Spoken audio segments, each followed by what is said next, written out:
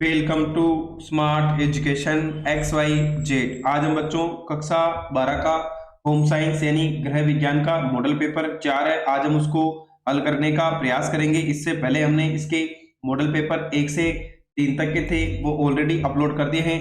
अगर आपने वो वीडियो नहीं देखी है तो प्लेलिस्ट के माध्यम से आप 1 से लगाकर 3 तक के जो मॉडल पेपर है वो देख सकते हैं। तो बच्चों आज का जो हमारा मॉडल पेपर रहने वाला है वो मॉडल पेपर आपका 4 रहने वाला है, जो आपके अभ्यास के लिए दिए गए हैं। कुछ माध्यमिक परीक्षा कक्षा 12 रहने वाली है। सब्जेक्ट आपका होम साइंस यानी गृह विज्ञान रहने वाला है। समय जो आपको एग्जाम में मिलने वाला है वो 3 घंटे और 15 मिनट का आपको एग्जाम में समय मिलेगा। अगर पूर्णांक की बात करें तो आपका ये 56 नंबर का पेपर होने वाला है। तो चलो बच्चों एक एक करके सभी प्रश्नों को हल करने का प्रयास करते हैं। पहले सवाल की बात करें, इसके अंदर आपको टोटल 18 एमएसए पूछे जाएंगे। ये पेपर आपका 56 नंबर का ही है, क्योंकि ये प्रैक्टिकल सब्जेक्ट है, इसलिए आपका जो यहाँ पर बच्चों एग्जाम होगा 56 नंबर का होगा। इसलिए जो पहले सवाल के अंदर 18 एमएसए पूछे जाएंगे, सारे प्रश्न आपके आधे नंबर के होने वाले हैं। पहला सवाल है, नारियल शिल्प से संबंधित राज्य है, यानी कौन सा राज्य है जो नारियल शिल्प से संबंधित है? तो वो हो जाएगा बच्चों केरल।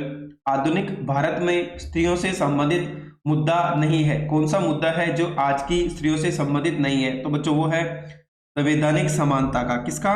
संवैधानिक समानता।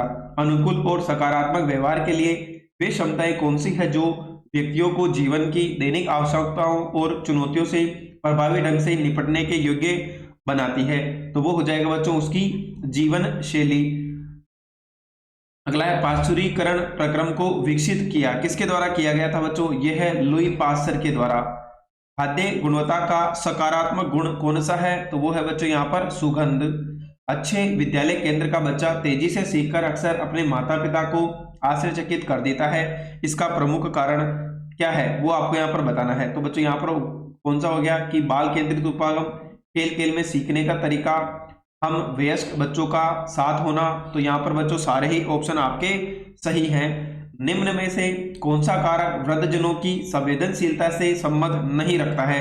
तो वो है बच्चों पारिवारिक जीवन प्रारंभ करना। विश्व का सबसे बड़ा आरंभिक बाल्यावस्था कार्यक्रम कौन सा है? तो वो है बच्चों ICDS। कौन सा हो जाएगा बच्चों?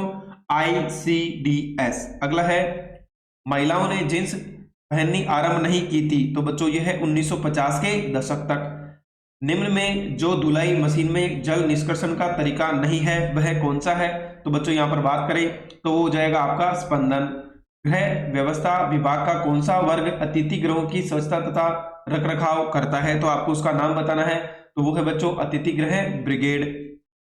निम्न में से कौन सा विभिन्न सतहों तथा पादपों को साफ करने के लिए काम में आने वाला सफाई कारक नहीं है? तो वो हो जाएगा बच्चों वैक्यूम क्लीनर। प्रत्येक व्यक्ति को एक जानवर उपभोक्ता होने के लिए ज्ञान और जानकार उपभोक्ता होने के लिए ज्ञान और कौशल अर्जित करने का अधिकार है। यह कथन निम्नलिखित अधिकारों में से किस अधिकार से संबंधित है? ये आपको बताना है कि जो प्रत्येक व्यक्ति है उसको एक जानकार उपभोक्ता होने के लिए ज्ञान और कौशल होना जरूरी है। तो यहाँ पर बच्चों अगर क्वेश्चन नंबर 13 की बात करें तो यहाँ पर होगा उपभोक्ता शिक्षा का अधिकार। अगला है क्वेश्चन नंबर 14 की आंतरिक संप्रेषण होता है, वो होता बच्चों संगठन के नियोक्ता और कर्मचारियों के बीच में। तमिलनाडु राज्य में ग्रामीण भारत में टिकाऊ पद्धति योजना के अंतर्गत लगभग कितने टेली सेंटर मंडप बनाए गए हैं? तो वो है बच्चों लगभग 80। अतिथियों के बिलों का लेखा जोखा रखने तथा चेक आउट के समय भुगतान लेने के लिए उत्तरदायी है। तो यहाँ पर बच्चों क्या होगा आंसर इसका? ये प्रमुख कार्यालय कोषाध्यक्ष। जनसंपर्क गतिविधियों का क्षेत्र है, तो वो है बच्चों प्रेम से संबंध रखना, प्रकाशन और विज्ञापन। तो सारे यहाँ पर सही है। अगला है, रेड रिबन एक्सप्रेस की यात्रा प्रारंभ की गई थी। तो वो है बच्चों कन्याकुमारी से इसको प्रारंभ किया गया था। तो बच्चों ये हमारा क्वेश्चन नंबर 1 था, जिसके अंदर टोटल आपको 18 एमएसए पूछे गए थे। अब क्वेश्चन नंबर 2 है, इसके अंदर टोटल आपको 10 रिक्त स्थान पूछे जाएंगे। प्रत्येक प्रश्न है आधे नंबर का है। पहला सवाल है, कार्य को अपनी मनपसंद मानकर उसे करने पर व्यक्ति को संतोष मिलता है। तो बच्चों वो है जीविका मानकर। क्या मानकर बच्चों? जीविका मानकर उसे करने से उसको संतोष मिलता है। अगला है, भारत में धर्म जाति और की गति घनिष्ठ रूप से एक दूसरे से जुड़ी हुई है। तो वो है बच्चों उसका व्यवसाय। क्या जाएगा यहाँ पर? व्यवसाय की गति। बुनाई, कसीदाकारी और चित्रण कलाओं के समान भारत के प्रत्येक क्षेत्र की विशिष्ट होती है। क्या होती है बच्चों? पाक प्रणाली। क्या होगी बच्चों यहाँ पर होगी हमारी की पाक प्रणाली। अगले सवाल की बात करें कि पोषण का विशिष्ट क्षेत्र जो बीमारी के समय के पोषण से संबंधित है पोषण कहलाता है, तो वो है बच्चों नैदानिक पोषण कहलाता है। कौन सा हो जाएगा यहाँ पर कि नैदानिक पोषण कहलाता है। अगला है में पहनने के लिए तैयार वस्त्रों का उत्पादन शुरू हुआ, तो कब हुआ था बच्चों 1920 में। कब बच्चों 1920 में औद्योगिक क्रांति ने और की प्रौद्योगिक उन्नति का प्रारंभ किया था, तो बच्चों यहाँ पर आ जाएगा पहले में खालिस्तान में आ जाएगा वस्त्र निर्माण कि औद्योगिक क्रांति ने वस्त्र निर्माण, और दूसरे में आ जाएगा परिधान उत्पाद। दूसरे में हो जाएगा आपका परिधान उत्पाद प्रौद्योगिकी उन्नति का प्रारंभ किया। होटल एक व्यापारिक प्रतिष्ठान है जो को आवास भोजन तथा अन्य सेवाएं प्रदान करता है, तो बच्चों यहाँ पर आ जाएगा अतिथियों को आवास भोजन और अन्य सेवाएं प्रदान करता है। सुसज्जित उन लोगों को आतिथ्य प्रदान करते हैं जो पैदल लंबी यात्रा तथा जोखिम भरे खेलों आदि में भाग लेते हैं, तो यहाँ पर आ जाएगा बच्चों शिविर। किसका प्रयोग किया जाएगा यहाँ पर शिविर। नियमित संप्रेषण किसी भी संगठन में विविध प्रकार के विशेषज्ञों और संवाददाताओं द्वारा दी गई पर आधारित होता है, तो वो है बच्चों जानकारी पर आधारित होता है, तो यहाँ पर आ जाएगा आपका जानकारी पर आधारित होता है। जनसंपर्क एक कला भी है और क्या है बच्चों साथ में विज्ञान भी है। क्या आ जाएगा बच्चों यहाँ पर आपका एक विज्ञान भी है। क्वेश्चन नंबर 3 की बात करें तो आगे के जो प्रश्न होंगे वो सारे के सारे बच्चों आपके यहाँ पर छोटे छोटे प्रश्न है जो आपसे पूछे जाने वाले हैं, और प्रत्येक प्रश्न की बात करें तो वो आपके एक एक नंबर के होने वाले हैं। एक एक लाइन में आपको इनके आंसर करने हैं। तो चलो बच्चों प्रश्नों को देख लेते हैं। पहला है द्वितीयक रंग कौन से हैं, नाम लिखिए। तो बच्चों यहाँ पर आ जाएगा द्वितीयक रंग की नारंगी, हरा और बैंगनी। मूल्यवान धातुओं की शुद्धता को प्रमाणित करने वाला कौन सा मार्क है, तो बच्चों यहाँ पर आ जाएगा हॉल मार्क। मूल्यवान धातुओं की शुद्धता को प्रमाणित करने वाला मार्क है, यानी जो भी वस्तु आप खरीदते हैं उनके ऊपर अगर वो बच्चों धातु की बनी हुई है तो कौन सा मार्क आता है उस पर हॉल मार्क। उद्यमिता से क्या आशय है, उद्यमिता एक नया और नव प्रवर्तक उद्यम तथा उत्पाद व सेवा स्थापित करने का कार्य है। अर्थ विकार्य पदार्थ कौन कौन से हैं, तो अर्थ विकार्य पदार्थ वे पदार्थ है जो 1-2 सप्ताह तक सही हालत में रह सकते हैं, जैसे फल और सब्जियां। अगला है पादप रसायन जैव सक्रिय यौगिक खाद्य पदार्थों में पाए जाने वाले किस प्रकार के अवयव होते हैं, तो ऐसे यौगिक खाद्य पदार्थों में पाए जाने वाले ऐसे अवयव होते हैं जिनकी शरीर में जैव क्रियाशीलता होती है, स्वास्थ्य को प्रभावित करते हैं। अगला एक प्रभावी खाद्य नियंत्रण प्रणाली में कौन से कार्य आवश्यक होने चाहिए, तो एक प्रभावी खाद्य नियंत्रण प्रणाली में निम्न अवश्य शामिल होने चाहिए। खाद्य निरीक्षण और विश्लेषणात्मक क्षमता। संस्थाओं के धुलाई विभाग का कार्य करता है, तो संस्थाओं के धुलाई विभाग वस्त्रों को व्यवस्थित रूप से इकट्ठा करते हैं तथा उनकी धुलाई और समय पर धुले वस्त्रों की सुपुर्दगी करते हैं। अगला है कि निगमित संप्रेषण का प्राथमिक उद्देश्य क्या है, तो नियमित संप्रेषण का प्राथमिक उद्देश्य अपने सभी साझेदारों के समक्ष अपने दृष्टिकोण स्थापित करना होता है। किन कौशलों को सफल एवं प्रभावी लोगों का अवलोकन करके सीखा जा सकता है, तो अंतर्वैयक्तिक कौशल, बातचीत के कौशल, संपर्क स्थापना के कौशल। भारत में SOS बालगांव संगठन वर्तमान में कितने जरूरतमंद बच्चों की देखभाल करता है, तो वर्तमान में भारत में ये संगठन लगभग 6000 जरूरतमंद परित्यक्त बच्चों की देखभाल करता है। आगे के प्रश्न है वो आपके लघुत्तरात्मक प्रश्न है। प्रत्येक प्रश्न आपका 1.5 नंबर का है, आपको 50 शब्दों में इनके आंसर करने हैं। पहला है बीमारी में पोषण देखभाल में कौन कौन सी गतिविधियां शामिल है, तो बीमारी के टाइम में आपको किन किन चीजों का ध्यान रखना चाहिए खाने पीने में। पहला है पोषण स्थिति का मूल्यांकन करना, पोषण समस्याओं का निदान करना, पोषण आवश्यकताएं पूरी करने के लिए पोषण हस्तक्षेपों की योजना बनाना और वरीयता तय करना, पोषण देखभाल के परिणामों का मूल्यांकन करना, यदि आवश्यकता हो तो परिवर्तन भी करना। न्यूनतम संसाधित खाद्य एवं व्युत्पन्न खाद्य का प्रकाश डालिए, तो न्यूनतम संसाधित खाद्य ये कम से कम संसाधित खाद्य पदार्थ होते हैं जिससे ताजे खाद्य पदार्थों की गुणवत्ता बनी रहती है। सामान्यतः इसके लिए उपयोग में लाई जाने वाली प्रक्रिया है साफ करना, चाट काट करना, छीलना, काटना, पतले टुकड़े करना, प्रशीतन, ताप पर भंडारण करना। व्युत्पन्न खाद्य व्युत्पन्न उद्योगों में पदार्थों के संघटकों को कच्ची सामग्री से शोधन द्वारा प्राप्त किया जाता है, जैसे गन्ने से शक्कर, तिलौना से तेल आदि। अगले क्वेश्चन की बात करें, क्वेश्चन नंबर 6 है कि वक्र रेखाओं के प्रभावों को वर्णित कीजिए। तो वक्र रेखाओं के प्रभाव लंबी और लहराती हुई वक्र रेखाएं, ये वक्र रेखाएं अत्यंत मनोहर एवं लयबद्ध दिखाई देती है। दूसरा हो जाएगा बड़े गोल वक्र, ये एक नाटकीय स्पर्श प्रदान करती है और अपाम को बड़ा चढ़ाकर प्रस्तुत करती है। छोटे हल्के वक्र, ये वक्र युवा तथा प्रफुल्ल होते हैं। अगला है क्वेश्चन नंबर 7 कि उत्तम निर्माण पद्धतियां GMP क्या है। तो यहाँ पर हो जाएगा उत्तम निर्माण पद्धतियां। उत्तम निर्माण पद्धतियां गुणवत्ता आश्वासन का एक भाग है, जो ये सुनिश्चित करने के लिए है कि निर्माता ये सुनिश्चित करने के लिए पहले से ही उपाय करें और उनके उत्पाद सुरक्षित है। इससे प्रदूषण को कम करके दूर करके गलत लेबल लगाने से बचने में मदद मिलती है। इससे उपभोक्ता को उन उत्पादों को हानिकारक नहीं है को खरीदने से गुमराह होने से बचाया जा सकता है। निर्माताओं द्वारा अनुपालन और निष्पादन करने में सहायता करने हेतु उत्तम निर्माण पद्धतियों का एक अच्छा व्यवसायिक माध्यम है। किन्हीं 2 प्रकार की नर्सरी स्कूलों का उल्लेख कीजिए। देखो सबसे पहले आ जाएगा बच्चों मोंटेसरी स्कूल, छोटे बच्चों के लिए कुछ विद्यालय पूर्व स्कूल। नर्सरी स्कूल अक्सर मोंटेसरी स्कूल कहलाते हैं। ये से विद्यालय जो प्रारंभिक बाल्यावस्था शिक्षा के कुछ सिद्धांतों पर आधारित है, जिनकी रूपरेखा विख्यात शिक्षाविद मारिया मोंटेसरी द्वारा बनाई गई थी। आंगनबाड़ी विद्यालय पूर्व शिक्षा, भारत सरकार ने इस आयु समूह की आवश्यकताओं को आंगनबाड़ी द्वारा विद्यालय पूर्व शिक्षा देकर पूरा किया है। अगला सवाल है क्वेश्चन नंबर 9 है कि डिजाइन के क्षेत्र में जीविका हेतु ज्ञान एवं कौशल स्पष्ट कीजिए। तो पहला है वस्त्र डिजाइनर को रेशे के गुण, लाखों सीमाओं और लाभों सीमाओं और संसाधन का संपूर्ण ज्ञान होना चाहिए। उनको विभिन्न रेशों एवं वस्त्रों की रंगाई के गुणों का अच्छा ज्ञान होना चाहिए। वे रंग के अनुप्रयोग के चरण तकनीकी का ज्ञान रखते हो। वे डिजाइन के सिद्धांतों को भी समझते हो। इस क्षेत्र में सर्टिफिकेट, डिप्लोमा, एसोसिएट तथा स्नातक की डिग्री के माध्यम से वस्त्र तथा परिधान डिजाइन संबंधी आवश्यकता ज्ञान और एवं कौशल प्राप्त कर सकते हैं। अगला क्वेश्चन नंबर 10 है व्यक्तित्व व्यवसाय धुलाई घरों या निर्जल धुलाई की दुकानों पर संक्षिप्त टिप्पणी लिखिए।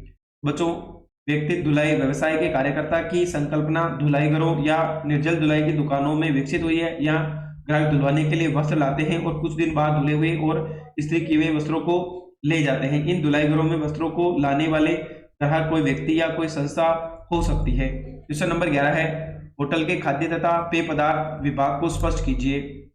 तो यहाँ पर पढ़ लेते खाद्य एवं पेय पदार्थ विभाग। खाद्य एवं पेय पदार्थ विभाग खाद्य एवं पेय पदार्थों की बिक्री के लिए उत्तरदायी है। इससे संबंधित सेवा विभागों में रसोई घर, भोजन कक्ष, रेस्तरां, रूम सर्विस, परिसर, ओपी, शॉप, मधुशाला आदि शामिल है। क्वेश्चन नंबर 12 है किसी वस्तु की कीमतें किन तत्वों से प्रभावित होती है। तो किसी वस्तु की कीमत सरकारी नीति, उपलब्धता, गुणवत्ता, वितरण प्रणाली, बाजार की स्थिति, वितरण की विधि, संवर्धन की लागतों, खरीद की विधि तथा सुविधा के लिए उपभोक्ता की इच्छा आदि से प्रभावित होती है। फ्रांस किस प्रकार फैशन का केंद्र बन गया, स्पष्ट कीजिए। तो बच्चों फैशन का उदय फ्रांस के अंदर ही हुआ था कि फैशन का केंद्र फ्रांस। अंतरराष्ट्रीय फैशन में फ्रांस का प्रभुत्व 18वीं शताब्दी के प्रारंभ में शुरू किया गया। 18वीं शताब्दी के अंत तक सम्राट लुईस 14वें के कोर्ट के सदस्य अपनी रुचि को प्राथमिकता देते हुए फैशन के दिशा देने वाले बन गए। फ्रांस के बहुत से शहर अब कोर्ट के रेशमी वस्त्र, रिबन तथा लेस भेज रहे हैं। शाही न्यायालय में समर्थन मिलने तथा वहां रेशम उद्योग के विकास होने के कारण फ्रांस फैशन का केंद्र बन गया था। अब आगे के जो प्रश्न है वो आपके दीर्घ उत्तरीय प्रश्न है। प्रत्येक प्रश्न 3 नंबर का है कि भारत किन सामान्य पोषण समस्याओं का सामना कर रहा है, समझाइए। अथवा का है कि लौह तत्व की कमी से होने वाले पोषण विकार यानी अर्कता का वर्णन कीजिए। तो बच्चों पहले पढ़ लेते हैं। बच्चों जो पहला था कि सामान्य पोषण समस्याओं का सामना, तो कौन कौन सा है। पहला है प्रोटीन ऊर्जा कुपोषण की समस्या यानी पीईएम।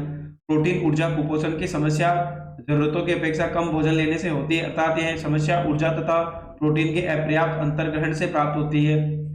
बच्चों को प्रोटीन ऊर्जा कुपोषण से ग्रसित होने का खतरा अधिक होता है। यद्यपि बड़ी उम्र के लोगों को जो लोग क्षय रोग, एड्स जैसे रोगों से ग्रसित है उनमें भी कुपोषण का खतरा रहता है। दूसरा है सूक्ष्म पोषकों की कमी। यदि आहार में ऊर्जा तथा प्रोटीन की मात्रा कम होती है तो इससे अन्य पोषकों विशेषकर सूक्ष्म पोषकों जैसे खनिज तथा विटामिनों की मात्रा में कमी होने की संभावना होती है। सूक्ष्म पोषकों की कमी से जन स्वास्थ्य संबंधी समस्याएं, लौह तत्व, विटामिन ए, आयोडीन, जिंक की कमी होती है। इसके अतिरिक्त विटामिन B12, फोलिक अम्ल, कैल्शियम, विटामिन डी, राइबोफ्लेविन भी समस्याएं बढ़ रही है। अथवा का सवाल है लौह तत्व की कमी से अर्कता। यह विश्व का सर्वाधिक सामान्य पोषण विकार है जो विकसित और अविकसित दोनों प्रकार के देशों में व्याप्त है। भारत में प्रति व्यक्ति संवेदनशील वर्ग है। गर्भधारण करने वाली कम आयु की महिलाएं किशोर बालिकाएं, गर्भवती महिलाएं, विद्यालय आयु वाले बच्चे। लौह तत्व की कमी से प्रकटता तब होती है जब शरीर में हीमोग्लोबिन का बनना काफी कम हो जाता है। इसके परिणाम स्वरूप रक्त में हीमोग्लोबिन का स्तर कम हो जाता है। लौह तत्व की कमी के कारण दिखाई देने वाले लक्षणों में सम्मिलित है सामान्य पीलापन, नेत्र श्लेष्मा, जीभ, नख परतों, कोमल तालु में पीलापन, इसके कारण बड़े थोड़े श्रम से हांफना, थकावट महसूस करना, निढाल महसूस करना। बच्चों में इसके संज्ञानात्मक क्रियाएं पूरी तरह से प्रभावित होती है। अगला सवाल है क्वेश्चन नंबर 15 है यहाँ पर कि उपभोक्ता से आप क्या समझते हैं? उपभोक्ता हितों की रक्षा हेतु संस्थापित संरक्षण परिषदों कौन कौन सी है? अथवा का सवाल है उपभोक्ता का जागरूक होना क्यों आवश्यक है? प्रमुख उपभोक्ता संगठनों को सूचीबद्ध कीजिए।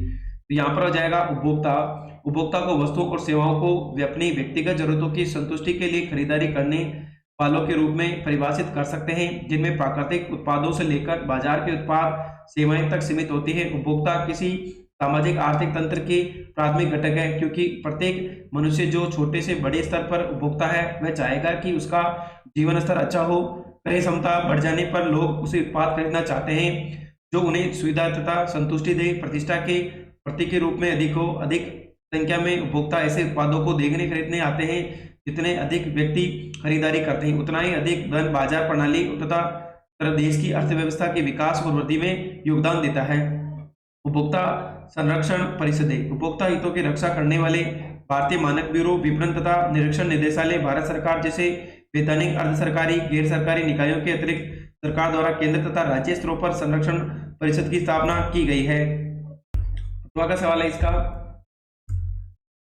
उपभोक्ता का जागरूक होना आवश्यक। चतुर एवं कपटपूर्ण बाजार हितों और विपणन कार्यनीतियों तथा अन्य समस्याओं से प्रभावी रूप से निपटने के लिए उपभोक्ताओं को अपने अधिकारों, दायित्वों तथा संरक्षण क्रियाविधियों के बारे में जागरूक होना तथा जानकार होना जरूरी है। अतः उपभोक्ता शिक्षा तथा संरक्षण ऐसे साधन हैं जो उपभोक्ताओं को स्वयं को प्रतिकूल बाजार बलों से सुरक्षित करने के लिए सशक्त बनाते हैं तथा तैयार करते हैं। एक जागरूक उपभोक्ता उन कानूनों और नीतिगत मसलों को समझने में सक्षम होता है।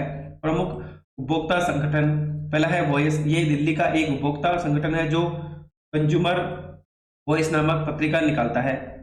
CERC, यह अहमदाबाद का उपभोक्ता संगठन है जो इनसाइट नामक पत्रिका निकालता है। अमेरिकी उपभोक्ता संघ, अमेरिका में उपभोक्ता संघ कंज्यूमर रिपोर्ट्स नामक पत्रिका निकालता है। ऑस्ट्रेलियाई उपभोक्ता संघ, ऑस्ट्रेलियाई उपभोक्ता संघ चॉइस नामक पत्रिका निकालता है।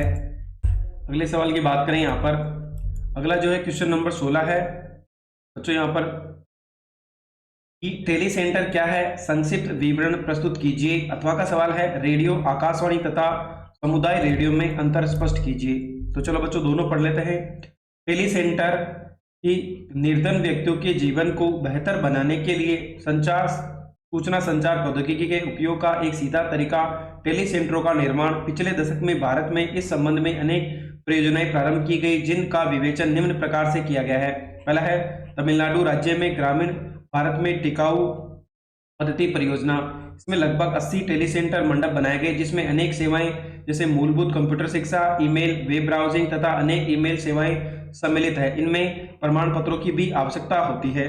दूसरा है यहाँ पर जमीनी स्तर पर जुड़ी महिलाओं का सशक्तिकरण, सूचना और संचार प्रौद्योगिकी तथा स्वनियोजित महिला संघ। स्वनियोजित महिला संघ भारत में अनौपचारिक क्षेत्र में कार्यरत 1000 निर्धन महिलाओं की संस्था है। इस संघ का उद्देश्य महिला श्रमिकों को पूर्ण रोजगार तथा आत्मनिर्भरता प्रदान करना। इस महिला संघ ने सूचना संचार प्रौद्योगिकी को भी अपने कार्य में सम्मिलित कर लिया। इसका उद्देश्य था जमीनी सतह से जुड़े लगातार बढ़ते हुए सदस्यों को अधिकार दिलाने के लिए सूचना तथा संचार प्रौद्योगिकी हथियार बनाना। अगला जो अथवा का सवाल है रेडियो, आकाशवाणी, समुदाय क्या है, इसके बारे में बताना है। तो चलो बच्चों पढ़ लेते हैं इसके बारे में कि यहाँ पर क्या होगा। दूसरा अगला सवाल है बच्चों इसका अथवा का रेडियो, आकाशवाणी तथा समुदाय रेडियो में अंतर। क्षेत्र संबंधी अंतर। आकाशवाणी सामान्यतः राष्ट्रीय स्तर पर समूचे देश के लिए उपयोगी कार्यक्रम का प्रसारण करती है। दूसरी तरफ समुदाय रेडियो का क्षेत्र समुदाय विशेष होता है। ये स्थानीय लोगों द्वारा चलाया जाता है और नियंत्रित किया जाता है। इसके विषय उन लोगों की स्थानीय बोली में तथा स्थानीय उपयोग के लिए होते हैं। विषय संबंधी अंतर। स्थानीय रेडियो सामान्यतः विकास के स्थानीय कार्यक्रमों को बढ़ावा देते हैं, जबकि आकाशवाणी सामान्यतः विकास के लिए राष्ट्रीय कार्यक्रमों को बढ़ावा देती है। नियंत्रण संबंधी अंतर। स्थानीय रेडियो स्थानीय व्यक्तियों, गैर सरकारी संस्थाओं तथा शिक्षण संस्थाओं को स्थानीय समुदाय रेडियो स्थापित करने के लिए अनुज्ञप्ति प्रदान की जाती है, जबकि आकाशवाणी सरकार का चैनल है, इसे स्थापित करने के लिए गैर सरकारी संस्थाओं की अनुमति नहीं दी जा सकती है। उद्देश्य संबंधी अंतर। आकाशवाणी का उद्देश्य राष्ट्रव्यापी जागृति, जबकि समुदाय रेडियो का उद्देश्य स्थानीय समस्याओं तथा मुद्दों के प्रति स्थानीय लोगों को जागरूक करना है। अगला सवाल है क्वेश्चन नंबर 17 की बात करें। आगे के जो प्रश्न है वो आपके 2 प्रश्न पूछे जाएंगे, निबंधात्मक है। 4 नंबर के प्रश्न है कि देखभाल और संरक्षण की आवश्यकता वाले बच्चों को चिन्हित किया, सम प्रमाण स्पष्ट कीजिए कि बाल जनसंख्याओं के बड़े अनुपात की आवश्यकता पूरी नहीं हो पाती है। अथवा का है बच्चों, युवाओं, वृद्धजनों के लिए सेवाओं, संस्थानों, कार्यक्रमों की आवश्यकता क्यों होती है, स्पष्ट कीजिए। देखभाल और संरक्षण की आवश्यकता वाले बच्चे, यहाँ पर आ जाएगा देखभाल संरक्षण की आवश्यकता वाले बच्चे निम्नलिखित है। पहला है वे बच्चे जिनका कोई घर, निश्चित स्थान अथवा आश्रय नहीं है अथवा जिनके पास निर्वहन का कोई साधन नहीं है। ऐसे बच्चों में प्रत्येक बच्चे, सड़क पर पलने वाले बच्चे, घर छोड़कर भाग जाने वाले बच्चे तथा गुमशुदा बच्चे शामिल हैं। दूसरा है वे बच्चे जो ऐसे व्यक्ति यानी अभिभावक अथवा कोई और के साथ रहते हैं जो बच्चों का नियंत्रण रखने के लिए अनुपयुक्त होते हैं अथवा जहां बच्चे के मारे जाने तथा उनके साथ दुर्व्यवहार होने अथवा व्यक्ति द्वारा उसके प्रति लापरवाही बरतने की संभावना होती है। तीसरा हो जाएगा वे बच्चे जो मानसिक अथवा शारीरिक रूप से विकलांग, बीमार अथवा किसी लंबी या ठीक न होने वाली बीमारी से पीड़ित हो तो जिनके पास उनकी देखभाल तथा सहायता के लिए कोई न हो। वे बच्चे जिनके यौन दुर्व्यवहार तथा अनैतिक कार्यों के लिए प्रेरित किया जा सकता हो। वे बच्चे जो नशीली दवाओं की लत या उनके अवैध व्यापार के लिए संवेदनशील होते हैं। वे बच्चे जो सशस्त्र विद्रोह, नागरिक विद्रोह, प्राकृतिक आपदा के शिकार होते हैं। सातवां है वे बच्चे जिनके साथ अनुचित लाभ के लिए दुर्व्यवहार होने की संभावना होती है। इनमें परित्यक्त, अनाथ, विक्रेताओं के चुंगल से छुड़ाए गए बच्चे, कारखानों में छुड़ाए गए बाल श्रमिक, गुम हुए, भाग गए, विशेष जरूरतों वाले बच्चे तथा कैदियों को शामिल किया गया है। इसके बाद है कि बाल जनसंख्या के बड़े अनुपात की आवश्यकता पूरी नहीं हो पाती है, निम्न प्रमाणित करता है। पहला है लगभग 30 लाख बच्चे सड़कों पर बिना किसी आश्रय के रहते हैं। विद्यालय पूर्व आयु के 3 में से सिर्फ एक बच्चे को आरंभिक विद्यागम कार्यक्रम में भाग लेने का अवसर मिलता है। भारत में 6 से 14 वर्ष की आयु वर्ग के आधे से भी कम बच्चे विद्यालय जाते हैं। कक्षा 1 में नामांकन कराने वाले सभी बच्चों में से 1/3 से कुछ ही ज्यादा बच्चे कक्षा 8 तक पहुंच पाते हैं, अन्य किसी न किसी कारण से विद्यालय छोड़ देते हैं। भारत में अधिकाधिक आकलनों के अनुसार 17 करोड़ बच्चे काम करते हैं, वास्तविक संख्या और भी अधिक हो सकती है। अथवा का प्रश्न था कि बच्चों, युवाओं और वृद्धजनों के लिए सेवाओं, संस्थाओं, कार्यक्रमों की आवश्यकता क्या है। तो परिवार हमेशा अपने समुदाय की इष्टतम वृद्धि एवं विकास के लिए आवश्यक सभी विशिष्ट सेवाएं प्रदान नहीं कर पाता, इसलिए प्रत्येक समुदाय अन्य ऐसी संरचनाओं जैसे विद्यालयों, अस्पतालों, विश्वविद्यालयों, मनोरंजन केंद्रों, प्रशिक्षण केंद्रों आदि का निर्माण करता है जो समाज के सदस्यों को विशिष्ट सहायता प्रदान करता है। यद्यपि एक परिवार से समाज की ये संरचनाएं मिलकर परिवार के सदस्यों की आवश्यकताओं को पूरा करते, तथापि हमारे देश में कुछ परिवार विभिन्न कारणों से अपने सदस्यों की मूलभूत आवश्यकताओं को पूरा करने में असमर्थ होते। इसके प्रमुख कारण है परिवार में वित्तीय संसाधनों की कमी, गरीबी, उचित सफाई सुविधाएं उपलब्ध न होना, कम प्रशिक्षित दवाइयों का प्रसव करना, आयोडीन युक्त नमक न खाना, बालिकाओं और महिलाओं के प्रति भेदभाव और कुपोषण आदि है। अगला हो गया यहाँ पर कि ऐसे परिवार अथवा चुनौतीपूर्ण सदस्यों के लिए सरकार और समाज को आगे बढ़कर इनकी आवश्यकताओं को पूरा करने के प्रयास करने चाहिए। ऐसे व्यक्तियों की आवश्यकताओं को पूरा करने का एक तरीका संस्थान स्थापित करना, बच्चे, युवाओं और वृद्धजनों के लिए समर्पित कार्यक्रम को शुरू करना है। वह निजी अथवा गैर सरकारी संगठनों के प्रयासों को भी सहायता कर सकते हैं। इनमें कुछ संस्थान तथा कार्यक्रम विशिष्ट आवश्यकताओं को पूरा करने पर कुछ समग्र परीक्षा पे केंद्रित करते हैं। क्वेश्चन नंबर 18 है अगला, आज का अंतिम सवाल है कि अगला सवाल बच्चों यहाँ पर कि शिशु द्वारा तेजी से सीखने एवं अपने पर संतुलन करने, मल मूत्र विसर्जन कर नियंत्रित करने को स्पष्ट कीजिए। प्रारंभिक बाल्यावस्था देखभाल तथा शिक्षा के उद्देश्य बताइए। तो यहाँ पर आ जाएगा शिशु का तेजी से सीखना, वह अपने संतुलन करना तथा मल मूत्र विसर्जन का नियंत्रण करना। नन्हे शिशु बहुत छोटी उम्र में ही सीखना शुरू कर देते हैं। छोटे बच्चे माँ के अतिरिक्त परिवार के सदस्यों और उन लोगों को पहचानने लगता है जिनसे वह नियमित रूप से मिलता है। 8 से 12 माह का बच्चा, छोटा बच्चा परिचित तथा अपरिचित लोगों के बीच अंतर करना सीखता है। वह स्थिति है जब वह अनजान व्यक्ति के प्रति भय उत्पन्न करता है। अपनी सुरक्षा के भाव के अंतर्गत पहले वह अपनी माँ से अत्यधिक लगाव रखता है, उनसे चिपकता रहता है। धीरे धीरे उस माँ की अनुपस्थिति में भी सुरक्षा का बोध विकसित हो जाता है। बच्चा बहुत तेजी से बढ़ता है, चलना ठीक से चीजों को पकड़ना, शरीर को संतुलन रखना, वह मलमूत्र विसर्जन का नियंत्रण भी सीखता है। प्रारंभिक बाल्यावस्था देखभाल और शिक्षा के उद्देश्य बच्चों का समग्र विकास, उससे वह अपनी क्षमता पहचान कर सके, विद्या के लिए तैयारी करे, महिलाओं और बच्चों के लिए सहायक सेवाएं प्रदान कर सके। अथवा का सवाल है, इसका आज का अंतिम सवाल है कि सीखने के लिए अनुकूल परिवेश की आवश्यकता क्यों होती है? एक अच्छे विद्यालय पूर्व केंद्र के लाभ बताइए। अगला है यहाँ पर अंतिम सवाल है कि सीखने के लिए अनुकूल परिवेश एवं आवश्यकता। बच्चों को लगभग 3 वर्ष का हो जाने पर उसकी गतिविधियां और अनुभव बढ़ने लगते हैं, और इस उम्र के सीखने के लिए अनुकूल परिवेश प्रदान करना, बच्चों का सीखने की क्षमता अधिक बोझ न डालना, विशेष ध्यान रखना आवश्यक है। इसलिए इस उम्र के बच्चों के लिए सीखने का सबसे अनुकूल परिवेश वह है जो सुरक्षित, निरापद, प्रेमपूर्ण, विविध प्रकार के व्यक्तियों, खेल सामग्रियों के युक्त व देखभाल करने वाले वयस्क जैसे माँ, दादी, दादा, विद्यालय पूर्व शिक्षा, भाई बहन उपस्थित हो।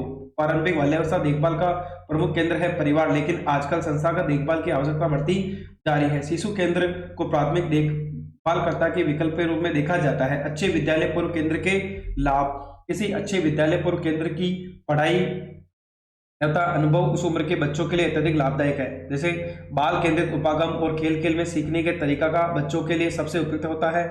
बच्चा दूसरों के साथ बहुत तेजी से कार्य करना सीखता है। कठिन परिस्थितियों में पलने वाले, जिनमें सीखने के लिए अतिरिक्त सहायता की जरूरत होती है, उन्हें परिवेश लाभदायक है। ये अनुभव बच्चों के वयस्क तथा परिवेश में वस्तुओं के संबंधित जानकारी बढ़ाता है। ये केंद्र छोटे बच्चों को विद्यालय में पढ़ने के लिए तैयार करता है। अपने छोटे भाई बहन की देखभाल की जिम्मेदारी के कारण जहां वह बड़ा बच्चा विद्यालय नहीं जाता है, वहां केंद्र का भी लाभदायक होता है। तो बच्चों, ये हमारा बात करें तो कक्षा 12 का होम साइंस का मॉडल पेपर 4 था, जिसको हमने डिटेल में आंसर करने का प्रयास किया है। अगर आपको हमारी मेहनत पसंद आई हो तो चैनल पर बने रहें, चैनल को लाइक भी करें, सब्सक्राइब भी करें और अपने दोस्तों के साथ भी शेयर करें। Thank you.